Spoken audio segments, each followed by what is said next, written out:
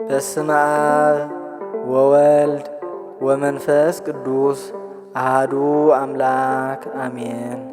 ናይ እግዚአብሔር ቤተሰብ ደቂ ልዑል እግዚአብሔር ከመይ ውዒልኩም ከዎም እዩ። ጥምቀተ ዮሐንስ ወዲ ዘካርያስ። ጥምቀተ ዮሐንስ ወዲ ዘካርያስ ናይ ንስሐ ጥምቀት የጥምቕ ጸኒሑ ጌታ ክሳብ ዝመጽእ አነ ብማይ የጥምቐኩም ኣለኹ ንሱ ግን ብመንፈስ ቅዱስ ከጥምቐኩም እዩ እናበለ ካባይ ዝዓቢ ካባይ ዝበልጽ አነ ሳእኑ እኳ ክፈትሕ ዘይኽእል ንሱ ብመንፈስ ቅዱስ ከጥምቐኩም እዩ እናበለ የስተምህሮም ነበረ። ጎይታና ኢየሱስ ክርስቶስ ካብ ገሊላ ናብ ዮርዳኖስ ብኢድ ዮሐንስ ወዲ ዘካርያስ ንኽጥመቕ መጺኡ። ዮሐንስ ከዓ አነ በአኻ ክጥመቕ ይግባአኒ እምበር ንዓኻ ከጥምቕ ሓይሊ ኣይብለይን በሎ።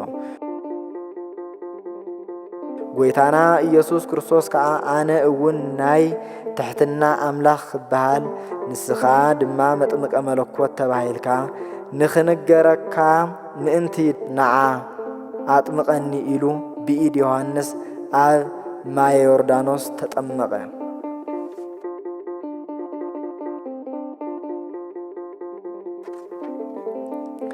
ጎይታና ኢየሱስ ክርስቶስ ዝተጠመቐሉ ምኽንያት ሓደ ብሓደን ብሰለስተን ንምግላጽ እንትኸውን እዚ በዓል ጥምቀት ምስጢረ ሥላሴ ዝተገለጸሉ በዓል እዩ። ጎይታና ኢየሱስ ክርስቶስ ብኢድ ዮሐንስ ምስ ተጠመቐ እናተጠመቐ እናሃለወ እግዚአብሔር አብ ደመና ብድምፂ ዝፈትዎ ወደይ ንሱ እዩ ንዕኡ ስምዕዎ ምስ በለ መንፈስ ቅዱስ እውን በአምሳለ ርግቢት ናብ ርእሱ ወረደ። ክልተ እግዚአብሔር አብን እግዚአብሔር ወልድን እግዚአብሔር መንፈስ ቅዱስን ምእንቲ ሓደ ምዃኖም ንኽፍለጥ ተጠሚቑ። ሰለስተ ዕዳ ደብዳቤ ወዲ ሰብ ንምድምሳስ እዩ። ኣብ ቆላሲስ 2 ቅዱስ ጳውሎስ ከም ዝበሎ ዕዳ ደብዳቤና ደምሲሱልና እዩ ይብል። ዲያብሎስ ኣብ ሲኦልን ኣብ ሩባ ዮርዳኖስን ዝደርበዮ ናይ ደቂ ሰባት ናይ ዕዳ መዝገብ ከም ዝነበረን ጎይታና ምስ ተጠመቐ መኺኹ ከም ዝጠፍአን ይነግር። 4 ንጥምቀትና ሓይሊ ብርትዐን ንምሃብ። 5 ጥምቀትና ንምቕዳስ መንግስቱ ንምውራስ እዩ።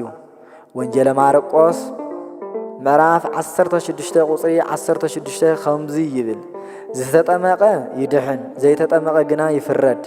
ጎይታና ኢየሱስ ክርስቶስ ንኒቆዲሞስ ተባሃለ ሓለቓ ኣይሁድ ከምዚ ኢሉ ነጊርዎ ብሓቂ ብሓቂ ይብለካ ኣለኹ ዘይተጠመቐ ሰብ መንግሥተ ሰማያት እንኳን ከኣቲ ክሪያ እውን ከም ዘይኽእል ኢሉ ተዛረቦም። 6 ኣብነት ንምዃን ንሱ ተጠሚቑ ንዓና ተጠመቑ ንምባል እዩ። ዮሐንስ ናብ ጎይታና ክመጽእ እናተገብኦ ጎይታናን መድኃኒትናን ኢየሱስ ክርስቶስ ናብ ዮሐንስ ዝኸደሉ ምኽንያት ንትሕትና እምበር ንልዕልና ኣይኮነን፣ ትሕትና ደቂ ሰባት ንምስትምሃር እዩ። ኣጀሚሩ ንዘፈጸመና ንልዑል እግዚአብሔር ክብር ምስጋና ይብጽሐዮ። ርሑስ በዓል ጥምቀት ርሑስ አውደ ዓመት ይግበረልና። ወስብሐት ለእግዚአብሔር ወለወላዲቱ ድንግል ወለመስቀሉ ክቡር አሜን።